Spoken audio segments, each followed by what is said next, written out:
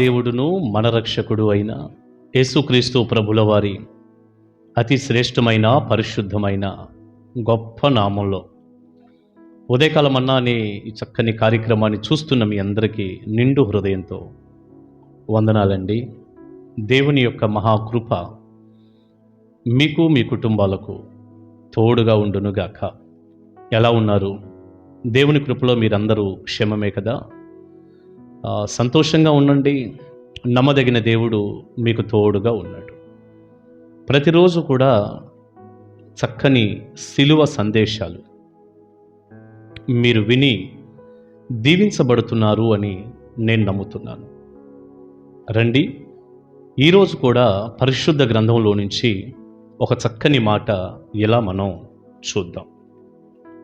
దైవజనుడైనటువంటి పౌలు గారు కొరింథీయులకు రాసిన మొదటి పత్రిక 1వ అధ్యాయం 17వ వచనాన్ని నేను చదువుతాను. బాప్తిస్మం ఇచ్చుటకు క్రీస్తు నన్ను పంపలేదు గాని క్రీస్తు యొక్క శిలువ వ్యర్థము కాకుండున్నట్లు వాక్చాతుర్యము లేకుండా సువార్త ప్రకటించుటకే ఆయన నన్ను పంపెను. ప్రియులారా, దైవజనుడైనటువంటి పౌలు గారు దేవుడు ఆయన ఎందుకు పంపాడో, ఎలాంటి సువార్త చేయాలని పౌలు గారి విషయంలో దేవుడు కోరుకున్నాడో, అసలు ఎందుకొరకు దేవుడు పంపించాడో ఆ విషయాన్ని ఇక్కడ చెప్తున్నాడు. చెబుతూ మీరు 14-15 వచనాలు కూడా కలిసి ఉన్నాయి. అవి కూడా మీరు చదువుకుంటే బాప్తిస్మం అనేటటువంటి అంశాన్ని చెబుతూ వచ్చాడు. నేను ఇలా చదవనా?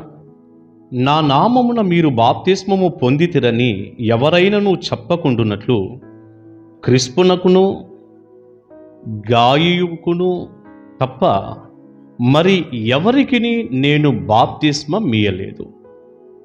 అందుకై దేవునికి కృతజ్ఞతాస్తుతులు చెల్లించుచున్నాను. స్టెఫెను ఇంటి వారికిని బాప్తిస్మం ఇచ్చితిని, వీరికి తప్ప మరి ఎవరికైనాను బాప్తిస్మం ఇచ్చితినేమో నేనెరుగను. బాప్తిస్మం ఇచ్చుటకు క్రీస్తు నన్ను పంపలేదు గాని అంటూ బాప్తిస్మాన్ని గురించి చెప్తున్నాడు. నేను ఏదో కొద్దిమందికే బాప్తిస్మం ఇచ్చాను, పలానా ఇంటి వారికి బాప్తిస్మం ఇచ్చాను, వీరికి తప్ప నేను ఎక్కువ మందికి బాప్తిస్మం ఇవ్వలేదు. ఇందును బట్టి దేవునికి కృతజ్ఞతాస్తుతులు చెల్లిస్తున్నాను అన్నాడు. పిల్లల, పౌలు గారి ఉద్దేశం బాప్తిస్మం ఇవ్వవద్దని కాదు. యేసయ్యే చెప్పాడు, తండ్రి యొక్కయు కుమారుని యొక్కయు పరిశుద్ధాత్మ యొక్కయు నామములోనికి అందరికీ మీరు బాప్తిస్మం ఇవ్వండి అని. బాప్తిస్మం ఇవ్వమని, ఇవ్వద్దని కాదు. కానీ పౌలు గారు ఏమంటాడంటే, నేను ఎక్కువ మందికి బాప్తిస్మం ఇవ్వలేదు కానీ దేవుడు నన్ను పంపిన ఉద్దేశం వేరేదిగా ఉంది, దానిని నేను నెరవేరుస్తున్నాను అన్నాడు. అది ఒక విలువైనటువంటి విషయాన్ని నేను చేస్తున్నాను అన్నాడు. అదేంటంటే వాక్చాతుర్యం లేకుండా క్రీస్తు యొక్క శిలువ సువార్త ప్రకటించటం. ఇక్కడ ఒక చిన్న మాట చెప్పనా? ఈ రోజున క్రీస్తు శిలువ సువార్తను ఉన్నది ఉన్నట్టుగా స్వచ్ఛమైన రీతిలో ప్రకటించటం ముఖ్యమా? కేవలం బాప్తిస్మం ఇవ్వటమే ముఖ్యమా? ప్రియులారా, బాప్తిస్మం ఇవ్వొద్దని నేను అంటలేస్తుమా? బైబిల్ కూడా అలా చెప్పలేదు. పౌలు గారి ఉద్దేశం కూడా అది కాదు. నేను అందుకే బాప్తిస్మం ఇవ్వాలి అని చెప్పాను. కానీ ఈ రోజున మనం చాలామందిని గమనించినప్పుడు శిలువ సువార్త అసలు వారికి ఏమీ తెలియకుండానే, వారేం వినకుండానే, సరైన అవగాహన లేకుండానే, వారు మారు మనసు పొందకుండా, పశ్చాత్తాపం పొందకుండా, సరైన రీతిలో క్రీస్తుని హృదయంలో చేర్చుకోకుండా, టకటక ఏదో మీటింగ్స్లో అందరు తీసుకుంటున్నారు నేను తీసుకున్నానంటూ గబగబా బాప్తిస్మం మునిగి లేచేవారిని మనం చూస్తున్నాం. తర్వాత వారు నిలిచి ఉండలేక దేవునికి దూరమై పాపంలో చెడులో పడి అటాగే జీవితాలు పోగొట్టుకునే వారిని కూడా మనం చూస్తున్నాం. మనమేమి లెక్కేస్తాం? అబ్బా, ఎంతమంది బాప్తిస్మం పొందారో చూడండి, ఎంతమందికి ఇచ్చామో చూడండి అని ఆ లెక్క మనం తీసుకుంటున్నాం. కానీ శిలువ సువార్త ఎంతవరకు ఆ వ్యక్తిని ప్రభావితం చేసింది, ఆ శిలువ శక్తి ఎంతవరకు ఆ వ్యక్తిని తాకింది? దేవుని వాక్యానుసారమైన జీవితం ఎంత కనపడుతుంది? పరిశుద్ధంగా ఏమన్నా బ్రతకగలుగుతున్నాడా దేవుడు ఆశించిన రీతిలో అన్నదాన్ని మనం మెయిన్గా చూడాలి. అందుకే పౌలు అంటున్నాడు, కేవలం ఏదో బాప్తిస్మాలు ఇవ్వటానికే దేవుడు నన్ను పంపలేదు కానీ క్రీస్తు శిలువ వ్యర్థము కాకుండున్నట్లు. ఎంత చక్కని మాట చెప్పాడో చూడండి. 17వ వచనంలో, క్రీస్తు యొక్క శిలువ వ్యర్థము కాకుండున్నట్లు వాక్చాతుర్యము లేకుండా సువార్త ప్రకటించుటకే ఆయన నన్ను పంపాడు. క్రీస్తు శిలువ వ్యర్థము కాకుండున్నట్లు అన్నాడు. ఏమండి, క్రీస్తు శిలువ వ్యర్థమైపోయే అవకాశం ఉందా? మీరు ఆలోచించండి. ఉందనే కదా దాని అర్థం. క్రీస్తు యొక్క శిలువ వ్యర్థం అయిపోయే అవకాశం ఉందా? ఉంది. ఎలా వ్యర్థం అయిపోయే అవకాశం ఉంది? అక్కడే అన్నాడు, క్రీస్తు యొక్క శిలువ వ్యర్థము కాకుండునట్లు వాక్చాతుర్యము లేకుండా సువార్త ప్రకటించటానికి దేవుడు నన్ను పంపాడు. అంటే వాక్చాతుర్యం లేకుండా కల్పనా కథలో, ముసలమ్మ ముచ్చట్లో ఏదో తెలివిని వాడి, జ్ఞానాన్ని వాడి, వాక్చాతుర్యంతో అబ్బా భలే చెప్పాడు అనిపించుకుంటూ సువార్త అనేటటువంటి పేరిట సువార్త ఏమీ లేకుండా ఏదో కళ్ళబొల్లి కబుర్లతో, కథలతో, వాక్చాతుర్యంతో జనాన్ని కవ్వించి, నవ్వించి, మెప్పించి ఏదో చెయ్యాలని ఒక వ్యక్తి ప్రయత్నం చేస్తే, అంటే పౌలు గారు అలా గనక నేను చెప్తే క్రీస్తు యొక్క శిలువ వ్యర్థమైపోతుంది అన్నాడు. మీకు చక్కగా అర్థమవుతుందని నేను అనుకుంటున్నాను. క్రీస్తు యొక్క శిలువ వ్యర్థం కాకూడదు అంటే వాక్చాతుర్యంతో ఏదో చెప్పటం కాదు, శిలువ సువార్తను స్వచ్ఛంగా ప్రకటించాలి.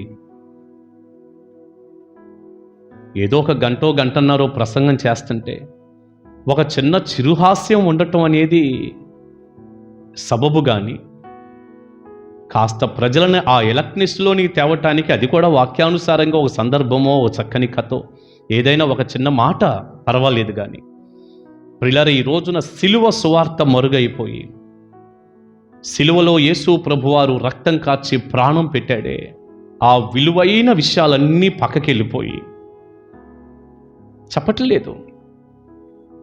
ఏవో ఒక రిఫరెన్స్ చదవటం, ఒక 50 కథలు చదవటం, చివరికి వచ్చేసరికి అసలు చదివింటి ఏంటో ముగించింది ఏంటో తెలియపోవటం, ప్రజలేమో అసలు ఏం విన్నామో వారికి అర్థం కాక బ్రహ్మాండంగా చెప్పారు, సూపర్గా జరిగింది సభ అనుకోవటం. ప్రియులారా, చాలా స్థలాల్లో లక్షల రూపాయలు ఖర్చు పెట్టి మీటింగ్ పెట్టి అక్కడ సరైనటువంటి గాస్పల్ వినపడకపోవటం, దేవుని గురించి వినపడకపోవటం, దేవుని మాటలు ప్రజలకు దొరకకపోవటం ఈ చివరి దినాల్లో మనం చూస్తున్నాం. అలా చెప్పేవారి సంఖ్య తగ్గిపోయింది. ఎవరు లేరని కాదు సుమా, తగ్గిపోయింది. ఎందుకు అలా తగ్గిపోయింది? ఏది ప్రజలకు ఇష్టమో, ప్రజలకు ఏది అవసరమో, భూ సంబంధమైనవి వాటి మీద మెయిన్ ఫోకస్ చేశారు. భూమి మీద జీవించినంత కాలం దేవుని సహాయంతో అవసరాలు తీరొద్దని కాదు, దేవుడు తప్పకుండా చేస్తాడు. కానీ సువార్త అంటే భూ సంబంధమైన విషయాలు కాదు సుమా, గాస్పల్ వేరు. క్రీస్తు యొక్క శిలువ వ్యర్థమైపోతుంది. ఈ రోజున ఎంతమంది ప్రజలు వచ్చారో లెక్క పెట్టుకుంటున్నాం, ఎంత లైటింగ్ పెట్టామో, లేకపోతే ఎంత హంగు ఆర్భాటాలు ఉన్నాయో, అక్కడ ఎంత హడావుడు ఉందో, లేకపోతే ఎంత సంగీతం వినపడిందో ఇది చూస్తున్నామే. కానీ ప్రజల అంతరంగాలకి క్రీస్తు యొక్క శిలువ సువార్త ఎలా అందింది, ప్రజల బండ గుండెలు ఎలా పగిలాయి, బద్దలయ్యాయి, ప్రజలు దేవుని తట్టు ఎలా తిరిగారు, పశ్చాత్తాపంతో ఎంత మారారు, క్రీస్తు శిలువ ప్రజలకి ఒక నిత్య జీవానికి వారధిలాగా అక్కడ పనిచేసిందా లేదా, చక్కటి వర్తమానం వారి అంతరంగాల్లో అమూల్యమైన కార్యాలు జరిగించిందా లేదా అన్న దాని మీద దృష్టి లేకుండా ప్రజలు ఎంత నవ్వుకుంటే అంత బాగా జరిగినట్ట. ఒకసారి మీరు ఆగి ఆలోచన చేయండి. ప్రజలు ఎంత ఏడిస్తే అది బాగా జరిగినట్ట. పశ్చాత్తాపడి, దుఃఖపడి, దేవుని తట్టు తిరిగి, దేవా నా జీవితం ఎలా ఉంది, నీ శిలువ సువార్త విని నా బండ గుండె బద్దలైంది నాయన, నేను ఇక నుండి పరిశుద్ధంగా నీ కొరకు జీవిస్తాను, పొందిన రక్షణ భయంతో వణుకుతో కొనసాగించుకుంటాను. ఇలా జరిగినప్పుడు కదా సభలు బాగా జరిగింది అంటానికి గుర్తు. ఆలోచించండి. పౌలు గారు అంటున్నాడు, క్రీస్తు యొక్క శిలువ వ్యర్థము కాకుండానట్లుగా ప్రకటించటానికి దేవుడు నన్ను పంపాడు అన్నాడు. ప్రియా దైవజనుడా, శిలువ సువార్తను బలంగా ప్రకటించండి. శిలువ వేయబడిన క్రీస్తు వారి కన్నుల ఎదుట ప్రదర్శింపబడాలి. మనం సువార్త చెప్తే, వాక్యం చెప్తే. ఈ వాక్యం వింటున్న విశ్వాసిగా ఉన్న నీవైనా ఏదో కల్పనా కథలకి నవ్వుకొని వెళ్ళిపోతున్నాము అని ఆనందించొద్దు. క్రీస్తు యొక్క సరైనటువంటి ఆ శిలువ త్యాగాన్ని, ఆ శిలువ మరణాన్ని, ఆయన బలియాగాన్ని, ఆయన రక్తపు విలువను నువ్వు గుర్తించి చక్కటి వర్తమానాలు అందించే దైవజనులు ఉన్నారు. లేరని నేను చెప్పటం లేదు, నేను ఒక్కడిని అని అసలు చెప్పటం లేదు. తప్పకుండా అలాంటి సందేశాలు విని ఎప్పటికప్పుడు మార్చుకో. దేవుని వాక్యం నేర్చుకొని మార్చుకొని నీ జీవితాన్ని ప్రభువుకు దగ్గరై పాపం విషయంలో రక్తం కారునంతగా పోరాడుతూ నేడో రేపో ప్రభు వస్తూ ఉండగా నిత్య జీవానికి వారసులు వారసురాలు అవ్వాలని దేవుని కోరిక, ఈ అన్న యొక్క ఆశ కూడా. క్రీస్తు యొక్క శిలువ వ్యర్థము కాకూడదు. మన వాక్చాతుర్యం కాదు, స్వచ్ఛమైనటువంటి లేఖనం ఏది చెప్పిందో దానిని బలంగా ప్రజలకు అందించే కృప, దైవ జ్ఞానం దేవుడు మనందరికీ దయచేయునుగాక. ఆమేన్. ప్రార్థన చేసుకుందాం. పరిశుద్ధుడు అయిన తండ్రి, ఈ ఉదయకాల మన్నా ద్వారా ఒక చక్కని సందేశం మీ ప్రజలకి అందించడానికి సహాయం చేశారు.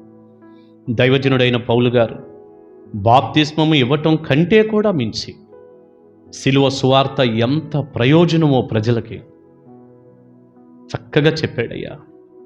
మీరు అలా వాడుకున్నారు, ఆ దైవజనుణ్ణి అలా రాయించారు నాయన. మాకు ఎంత దీవెనగా మారాయి. ఈ వర్తమానం విన్నటువంటి ప్రజల్లో ప్రభువా, శేషంగా ఉన్నటువంటి మీ జనం మారుదురుగాక. మీ శిలువ సువార్త వ్యర్థం కాకూడదు నాయన, మీ శిలువ యొక్క త్యాగం వ్యర్థం కాకూడదు. అనేకులు అలాంటి వర్తమానాలు, స్వచ్ఛమైన వర్తమానాలు విని నిత్య జీవానికి వారసులు వారసురాళ్ళు అవ్వాలయ్యా. అట్టి కృప ఈ వాక్యం విన్న ప్రతి బిడ్డకు, బోధించే వారికి, వినేవారికి అందరికీ దయచేయండి. ఒక ఆలోచన వారికి కలిగించండి. మీ రాజ్య వారసులుగా చేయండి. యేసయ్య నామాని ప్రార్థన మనవులు అడుగుచున్నాను తండ్రి. ఆమేన్. ఆమేన్. God bless you. దేవుని కృప మీకు తోడై ఉండును కాక. కలుసుకుందాం ఉదయకాలం మన్నాలో.